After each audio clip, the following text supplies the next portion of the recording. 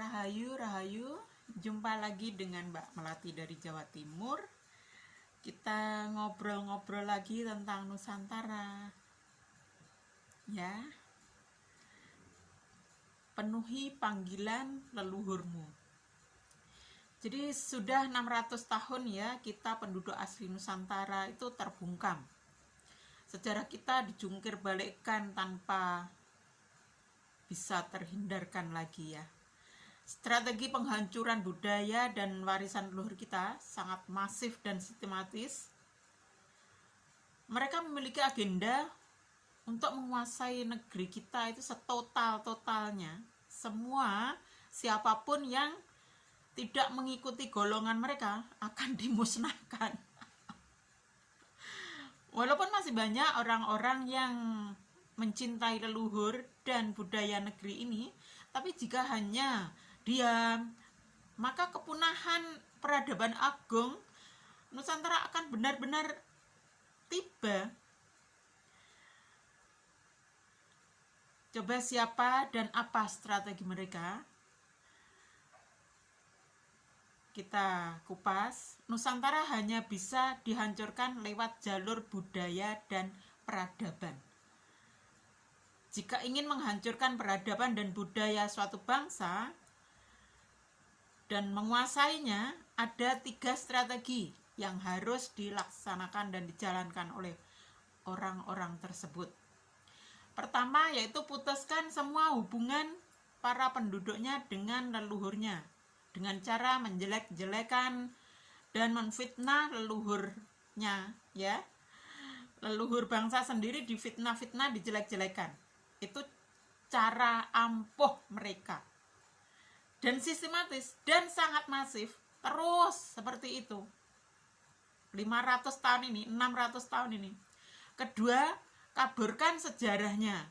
Yaitu membuat narasi-narasi hoax tentang sejarah itu, ya. Jadi sejarah dibikin sejarah yang penuh hoax, dan itu langsung dipercaya oleh kita sebagai penerus bangsa, ya. Udah sukses mah. Sampai sekarang ternyata banyak sekali hoax-hoax yang saya dengar ketika saya sudah berusaha melihat dari jendela, dari luar jendela. Kalau kita tetap di dalam, kita nggak akan ngerti.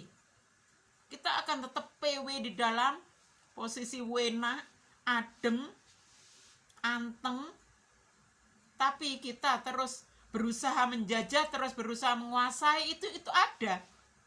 Itu kalau kita tetap berada di dalam. Makanya ada dogma yang harus jangan menyerupai suatu kaum. Nah, di sanalah itu sebetulnya itu cara ampuh mereka untuk agar umatnya tidak mengetahui kebenaran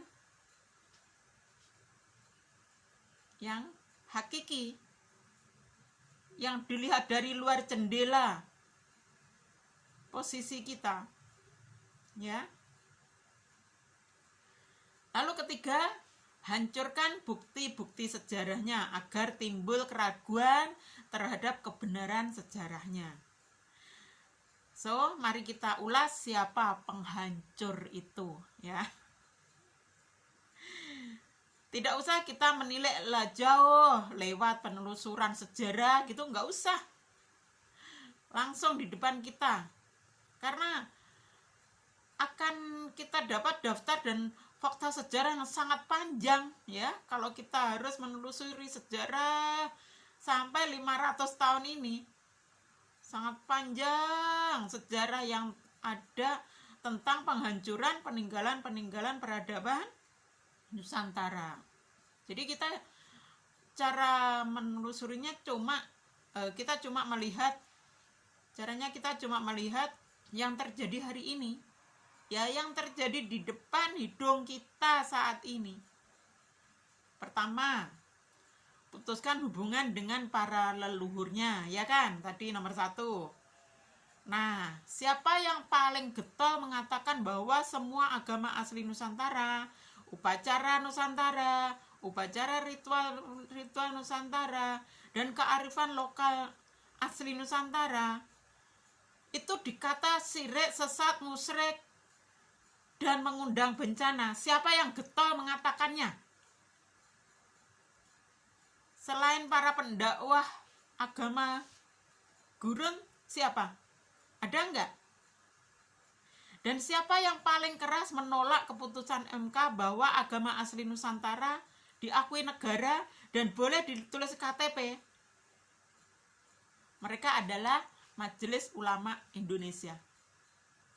Jadi jelas ya, siapa yang berusaha untuk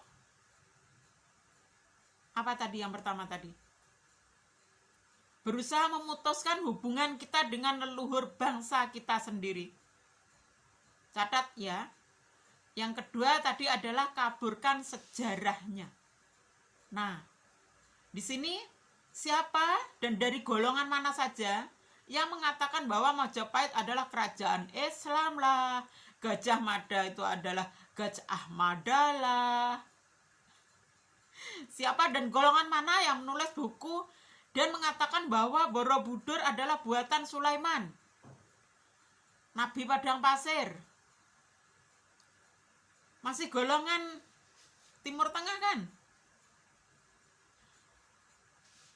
Tetap dari sana. Yang ketiga tadi adalah hancurkan bukti sejarahnya. Nah, ini siapa yang mengebom Candi Borobudur pada tanggal 21 Januari 1985? Mereka adalah Husain Ali Al-Habsyi dan Abdul Qadir Ali Al-Habsyi. Dua orang bajindol. Ini keturunan gurun Arab Yaman ya. Harus dimengerti itu. Siapa yang baru-baru ini memotong-motong keris dan menginjak-injaknya dan diunggah dengan bangga di media sosial? Mereka adalah kaum cingkrang jidat hitam ya. Ciri khas bigot agama gurun. Semua terjadi di depan mata kita hari ini. Silahkan teman-teman mengatakan tulisan ini tendensius, tapi inilah fakta yang tidak mungkin kalian bantah. Ya. Jadi udah gitu aja. Pahami semua. Terima kasih sudah mau menemani saya ngobrol, membaca ulasan Mas Bre Anabra. Terima kasih. Pareng rumiyin matur sembah nuwun, pareng rahayu.